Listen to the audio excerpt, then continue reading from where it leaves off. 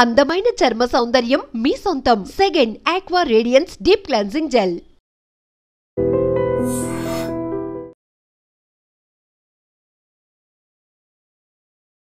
నమస్తే, welcome to I dream. నేను మీ Lakshmi. Corona మళ్ళీ విజృంభిస్తోందా? కోవిడ్ కష్టాలు తప్పవా? ఇప్పటికే ఆంధ్రప్రదేశ్లో కూడా కరోనా పాజిటివ్ కేసులు నమోదవుతూ ఉండటం తీవ్ర భయాందోళన రేపుతోంది. విశాఖలో ఒక వివాహితకు కరోనా పాజిటివ్ ఉంటే కడపలో మరొక 2 పాజిటివ్ కేసులు నమోదవటం ఇప్పుడు ప్రతి ఒక్కరు కూడా ఒక ప్యానిక్లోనికి వెళ్తున్నారు. దీంతోనే వైద్య ఆరోగ్య శాఖ కూడా అలర్ట్ అయింది. మళ్ళీ మాస్క్ తప్పనిసరిగా ప్రతి ఒక్కరు కూడా పెట్టుకోవాలి, సోషల్ డిస్టెన్స్ పాటించాలి.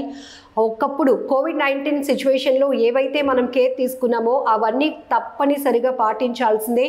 కోవిడ్ నుంచి దూరంగా ఉండాలి అంటూ అనేక సూచనలు, జాగ్రత్తలు కూడా ఇప్పటికే రివీల్ చేయడం జరిగింది. సో దీనిపైన మాట్లాడదాం. చాలా వరకు కోవిడ్ అనేటప్పటికీ ప్రతి ఒక్కరూ కూడా ఒక రకమైన ప్యానిక్లోనికి వెళ్ళిపోతూ ఉంటారు. రకరకాల ఆలోచనలు ఉంటాయి, రకరకాల డౌట్స్ కూడా ఉంటూ ఉంటాయి. వాటిపైన క్లారిఫికేషన్ తీసుకుందాం. డాక్టర్ వీరేన్ గారు మనతో పాటు ఉన్నారు, ఇన్ఫెక్షన్స్ స్పెషలిస్ట్. నమస్తే డాక్టర్ గారు.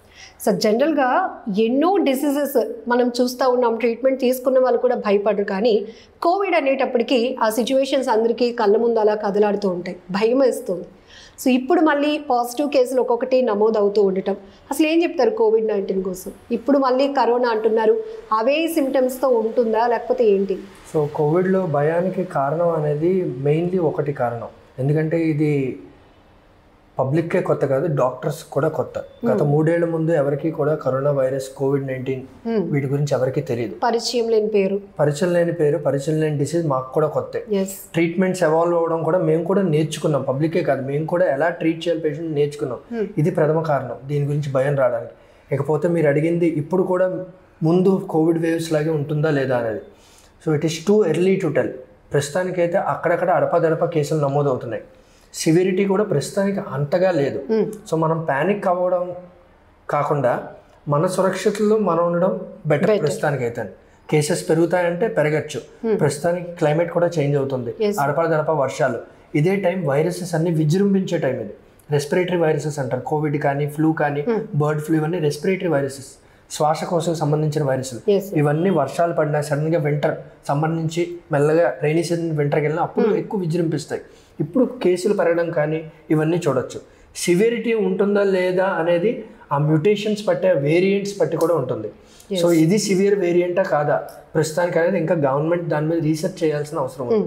Yes sir. ఇప్పుడు హాట్ సమ్మర్లో కూడా మనకి రెయిన్స్ పడుతూ ఉన్నాయి. దీంతో కూడా కొంతమందికి వైరల్ ఫీవర్స్ వస్తున్నాయి. అంటే ఈ ఇన్ఫెక్షన్స్కి ఇప్పుడు కోవిడ్-19 లక్షణాలకి ఏమైనా డిఫరెన్సియేషన్స్ గమనించవచ్చు అంటారా? ఇక్కడే చాలా వరకు పేషెంట్స్ కన్ఫ్యూజ్ అవుతూ ఉంటారు. అయ్యో, అంటే కోవిడ్-19లో ఎలాంటి సిమ్టమ్స్ ఉన్నాయి, మాకు ఇప్పుడు ఫీవర్ ఉంది, తలనొప్పి వస్తుంది, కాళ్ళు చేతులు పీకుతున్నాయి, అయితే మాకు కూడా పాజిటివ్ ఉంటుందా అనే ఆలోచన ఉంటుంది.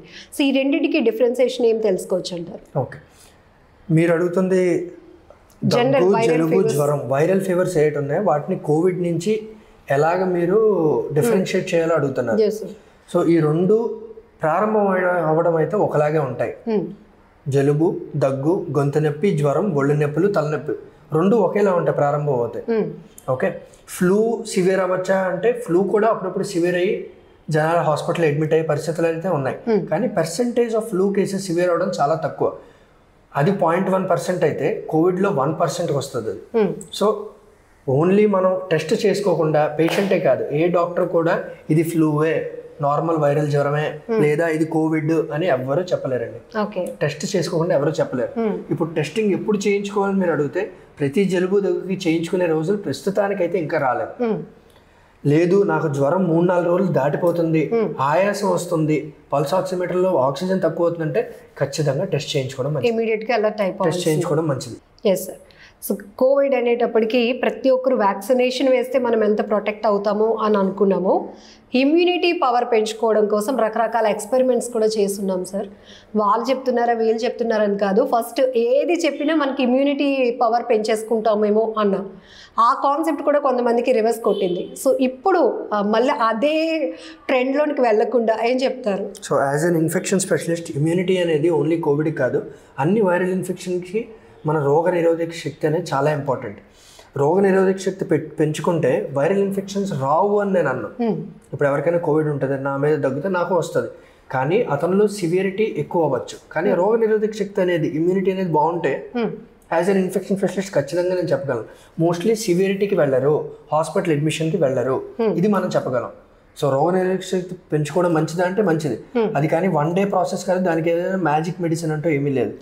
ఓవర్ ద టైం మన డైట్లో విటమిన్ సి ఉన్న వెజిటబుల్స్, ఫ్రూట్స్ ఇవన్నీ ఇంక్లూడ్ చేసుకుంటే ఓవర్ 1 to 2 months పెరుగుతుంది. ఇదే కరెక్ట్ టైం అది పెంచుకోవడానికి. సో అందరూ ఫ్రెష్ ఫ్రూట్స్, వెజిటబుల్స్ ఉన్న డైట్ ఇంక్రీజ్ చేసుకుంటే రోజు కానీ అట్లీస్ట్ నిమ్మరసం, మ్యాంగోస్ ఇప్పుడు అవైలబుల్, వాటిలో అన్నింటిలో విటమిన్ సి ఉంటుంది. అవి రెగ్యులర్గా తీసుకుంటే 2 months ఇమ్యూనిటీ బిల్డప్ అవుతుంది. Then chances of you going into severity తక్కువ అవుతాయి. That is so we can protect our cells by increasing our immunity. Sir, generally seasonal infections అనేటప్పటికి చాలా రకాలు చూస్తూ ఉంటాం. సో ఇప్పుడు పిల్లల్లో ఎక్కువగా మనం చూస్తూ ఉన్నాం. ఎలాంటి ఇష్యూస్ ఉన్నాయి? సో ప్రస్తుతానికైతే మీరు ముందు వచ్చిన కోవిడ్ వేవ్స్ చూస్తే 2 ఏజ్ గ్రూప్స్ మెయిన్గా చెప్పారు. బాగా చిన్నపిల్లలు, వృద్ధులైన వాళ్ళు, వీళ్ళకి బాగా ఖచ్చితంగా సివియరిటీ వస్తుందని చెప్పారు. ప్రస్తుతానికి కేసులు తక్కువ ఉన్నాయి కాబట్టి కమెంట్ చేయడం కొంచెం కష్టం. చిన్నపిల్లలకి ఇంకా ఈ కొత్త వేరియంట్లు చిన్నపిల్లల్ని ఎక్కువ ఇచ్చేస్తే కమెంట్ చేయడం కష్టం. కానీ ఒకటి మాత్రం చెప్పగలం, ఎప్పుడైతే ఇమ్యూనిటీ తక్కువ ఉంటుందో, అంటే చాలా డిసీజెస్ ఉంటాయి వాటిలో ఇమ్యూనిటీ తక్కువ ఉంటుంది. షుగర్ ఉన్నవాళ్ళు, హార్ట్ ప్రాబ్లం ఉన్నవాళ్ళు, ఆల్రెడీ కిడ్నీ ప్రాబ్లమ్స్ ఉన్నవాళ్ళు, డయాలిసిస్ మీద ఉన్నవాళ్ళు, ఇంకేమైనా ఇమ్యూన్ రిలేటెడ్ డిసీజెస్, రొమటలాజికల్ డిసీజెస్ అంటారు, ఆటో ఇమ్యూన్ డిసీజెస్, అవి ఉన్న వాళ్ళకి ఇమ్యూనిటీ ఎలాగో తక్కువ ఉంటుంది. ఆర్ ఇమ్యూనో సప్రెసెన్స్ వాడేవాళ్ళు, చాలా మందికి ట్రాన్స్ప్లాంట్లో అవయవ మార్పిడి చేస్తారు, వాళ్ళకి ఇమ్యూనిటీ సప్రెస్ చేస్తారు, మెడిసిన్స్ ఇస్తారు. వాళ్ళందరికీ అండ్ వృద్ధులకి వీళ్ళకి వస్తే మాత్రం సివియరిటీ ఎక్కువ ఉండే ఛాన్స్ మళ్ళీ ఎక్కువ ఉంది. చిన్నపిల్లలకి ఇంకా ప్రస్తుతానికి తెలియదు కాబట్టి మనం అంత ఎక్కువ దాని గురించి మాట్లాడకూడదు. కేసులు పెరిగే కొద్దీ మనకు అర్థమైపోతుంది. సో మీరన్నారు COVID-19 ఫస్ట్ టైం వచ్చినప్పుడు డాక్టర్స్కి కూడా అదొక experiment. So how to treat అనేది మీరు కూడా నేర్చుకొని మాకు చెప్పడం వల్ల మేము అలర్ట్ అయ్యాం. సో ఇప్పుడు ఈ సీజన్లో వస్తున్న కోవిడ్ లక్షణాలు ఇంకా ఫుల్ ఫ్లెజ్డ్గా ఎలాంటి సిమ్టమ్స్ బయటపడటం లేదు కాబట్టి చెప్పలేకపోవచ్చు. కానీ ఎలాంటి అలర్ట్ అంటే కోవిడ్ అనేటప్పటికి ఫస్ట్ అందరికీ గుర్తొచ్చేది మాస్క్, సోషల్ డిస్టెన్స్ అండ్ ఇంకా హైజీన్ మెయింటైన్ చేయటం. ఏం చెప్తారు మీ సజెషన్స్? 2 విషయాలండి. ఒకటి, మనం పబ్లిక్లో ఎలా ప్రవర్తించాలి అండ్ ఇంట్లో ఎలా ప్రవర్తించాలి సిమ్టమ్స్ వస్తే. సిమ్టమ్స్ రాకముందు మనం పబ్లిక్ గ్యాదరింగ్స్ అనేవి ఒకవేళ మీకు కంపల్సరీగా వెళ్ళాలి అంటేనే వెళ్ళండి. Don't go to parks or other public gatherings just because you want to go out. Okay, number 1. రెండోది, ఒకవేళ గ్యాదరింగ్స్ వెళ్ళాల్సి వచ్చింది, పెళ్ళి లేకపోతే ఇంకేమైనా గ్యాదరింగ్ ఖచ్చితంగా మీరు వెళ్ళాలి, మీ ఫ్యామిలీ వెళ్ళాలి అన్నప్పుడు మాస్కులు ధరించడం ఖచ్చితంగా మంచిది. అక్కడ ఎవరికైనా జలుబు దగ్గుంటే ఖచ్చితంగా వాళ్ళ నుంచి కొంచెం దూరంగా ఉండడం మంచిది. రెండోది, మీకు వస్తే సిమ్టమ్స్ మీరు ఎలా చేస్తారు, మిగతా వాళ్ళని ఎలా కాపాడుకుంటారు. మీకు ఏ సిమ్టమ్స్ స్టార్ట్ అయినా, జలుబు దగ్గుతో స్టార్ట్ అయిదాం అనుకుంది, అది 3-4 రోజులకి ఎక్కువ అవ్వచ్చాము, కానీ మొదటి 3-4 రోజుల్లో కూడా మీరు మిగతా వాళ్ళకి ఇచ్చే ఛాన్స్ అయితే ఖచ్చితంగా ఉంటుంది. సో మీరు ఖచ్చితంగా మాస్క్ వేసుకుని ఇంట్లో కూడా.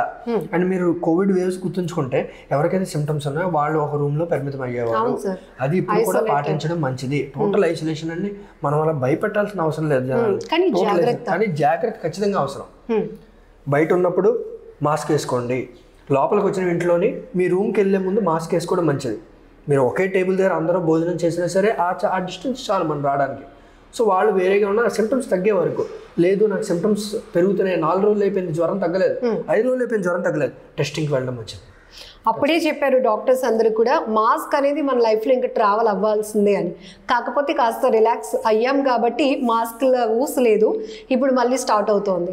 ఒకవేళ మనకి ఫీవర్ వచ్చినా మనం మాస్క్ ఇంట్లో పెట్టుకుంటే పక్కన ఉన్న వాళ్ళు ఎవరైనా అయ్యో వీళ్ళ ఇంట్లో కోవిడ్ కేసు ఉందేమో అని అనుకుంటారేమో అని చెప్పి చాలా వరకు ఇలాంటి కేర్ తీసుకోవడానికి కూడా అలా భయపడుతూ ఉంటారు. బట్ వెరీ క్లియర్గా మీరు ఏం సజెస్ట్ చేస్తారు? సో మాస్కింగ్ అనేది ఇప్పటి వరకు జనాలకి అర్థమైందని అనుకుంటాను, ఎందుకంటే ఆల్రెడీ మనకి ఎక్స్పీరియన్స్ ఉంది 2 covid waves. Covid is no more a new disease, number 1. That is an advantage.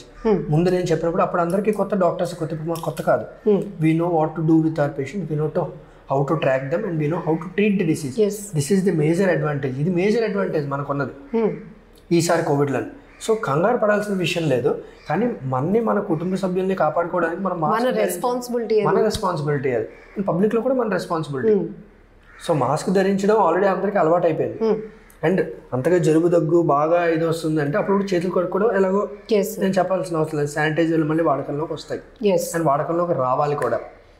And మీరు హాస్పిటల్స్ ఎక్కడైనా ఎవరైనా అడ్మిట్ అయినప్పుడు కూడా హాస్పిటల్స్లో ఉంటాయి ఖచ్చితంగా మాస్క్, శానిటైజర్ ఈ రెండు అందరూ వాళ్ళ షేప్లో పెట్టుకుని తిరగాల్సిన టైం వచ్చేసింది. ఎస్ సార్, మీరు ఎక్స్క్లూజివ్లీ ఇన్ఫెక్షన్స్కి ట్రీట్ చేస్తూ ఉంటారు కాబట్టి, స్పెషలిస్ట్ కాబట్టి, ఇన్ఫెక్ట్ అయిన తర్వాత ట్రీట్మెంట్ ఇది సెకండ్ థింగ్.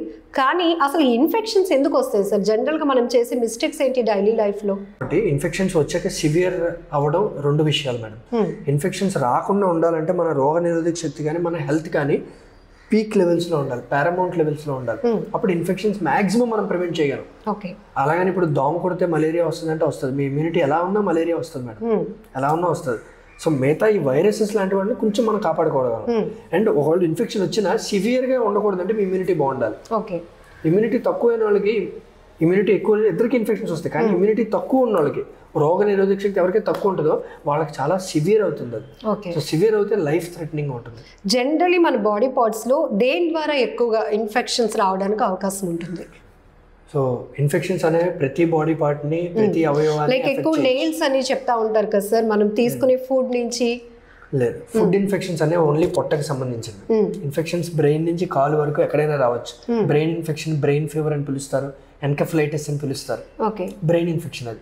దాని తర్వాత కిందకు వస్తే మీకు హార్ట్ లో ఇన్ఫెక్టివ్ ఎండోకార్డిటిస్ అని ఇంకో ఇన్ఫెక్షన్ ఉంది, లంగ్స్ లోకి వస్తే న్యూమోనియా అని ఉంది, పొట్టలోకి వస్తే పొట్టలో ఇన్ఫెక్షన్ ఉన్నాయి, జెనైటల్ ఇన్ఫెక్షన్స్ ఉన్నాయి, HIV ఉంది, లైంగికంగా సంక్రమించే ఇన్ఫెక్షన్స్ ఉన్నాయి. అలాగే కాళ్ళలో డయాబెటీస్ వాళ్ళకి అల్సర్స్ ఏమైనా దెబ్బ తగిలితే హీల్ అవ్వవు, ఆ డయాబెటిక్ ఫుట్ ఇన్ఫెక్షన్.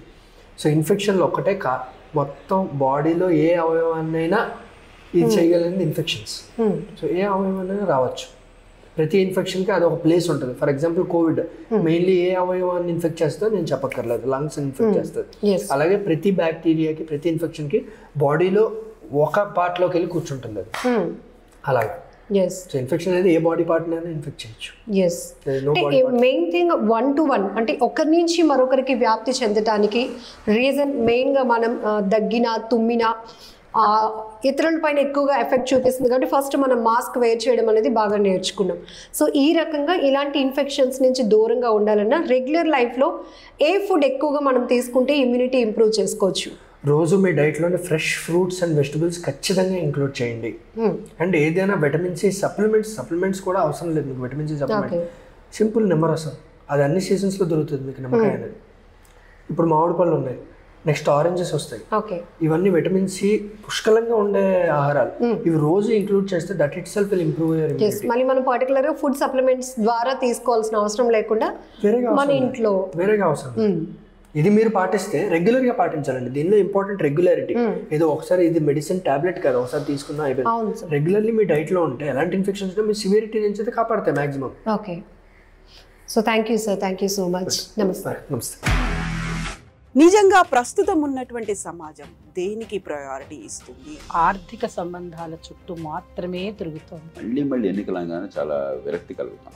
మంచి అనిపిస్తుంది కదా, లేడీస్ కూడా ఛాలెంజింగ్ జాబ్స్ చేసినప్పుడు చాలా బాగుంటది. ట్రాఫిక్ అసిస్టెంట్స్ గా నియమించిన ట్రాన్స్జెండర్స్ అందరితో సాల్యూట్ చేయించుకుంటున్నారు. ఫుడ్ డెలివరీ ఇవ్వటానికి వెళ్ళినటువంటి డెలివరీ బాయ్ అనిల్ పై కళ్ళ ముందు